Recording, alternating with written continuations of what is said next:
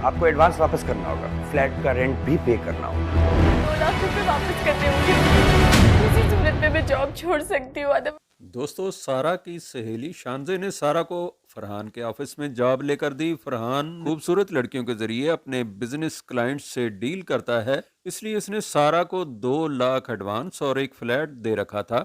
سارا کو جب سمجھ آئی کہ وہ غلط لوگوں کے ہتھے چڑھ کر غلط مقاصد کے لیے استعمال ہونے والی ہے تو اس نے اپنی جاب سے ریزگنیشن بھجوا دیا، لیکن فرحان نے نوکری چھوڑنے کی صورت میں سارا سے 2 لاکھ کی واپسی اور فلیٹ کے کرائے کا مطالبہ کر دیا، جس کے لیے ایک بار پھر وہ ذہین سے مدد مانگے گی۔ ذہین فوری طور پر تو اتنی رقم کا انتظام نہیں کر سکتا، اس سے رقم کے انتظام کے لیے وقت مانگے گا۔ سارا کبھی ذہین کو دھتکار دیتی ہے تو کبھی اس کے آگے رونا روتی ہے۔ ذہین سارا سے محبت کے ہاتھوں مجبور ہے۔ فرحان سارا کو مجبور دیکھ کر اس کے فلیٹ پر آ دھمکے گا اور اپنے ساتھ وقت گزارنے کے عوض یہ ساری سہولتیں واپس دینے کی آفر کرے گا۔ ادھر وہاج بھی سارا کے ارد گرد کسی گدھ کی طرح ڈلا رہا ہے۔ دوستو، اب کئی ایپیسوڈ سے کیسی تیری خود غرضی اور وہ پاگل سی دونوں ڈراموں کی سٹوری اوور لیپ کر رہی ہے۔ دونوں مشہور ڈراموں کے لیڈ رول ایک جیسے ازدواجی حالات سے گزر رہے ہیں۔ سمجھ نہیں آتا کہ ان دونوں ڈراموں کی لیڈ گرلز مہک اور سارا کو کس روپ میں پیش کیا گیا ہے۔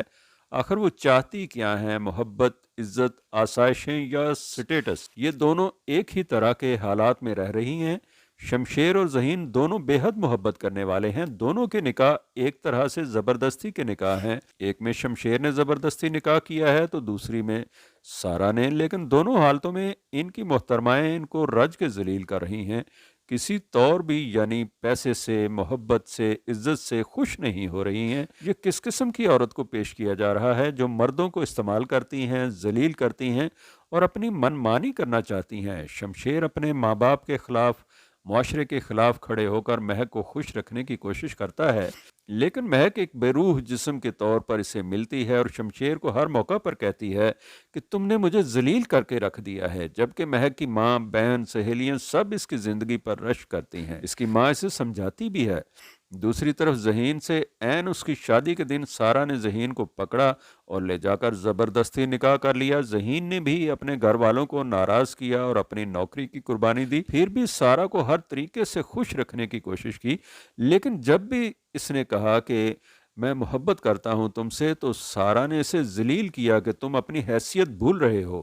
میں سارا احسن حیات ہوں، میں تمہارے پاس چند دن کی مہمان ہوں، جلد چلی جاؤں گی۔ البتہ حبس ڈرامے کی ہیروئن سٹیٹس کے فرق کے باوجود ایڈجسٹ کر رہی ہے۔ تو دوستو، ہم امید کرتے ہیں کہ آپ کو ہماری یہ ویڈیو پسند آئی ہوگی۔ اس ویڈیو کو لائک کیجئے اور ہمارے چینل کو سبسکرائب کیجئے۔ شکریہ، اللہ حافظ۔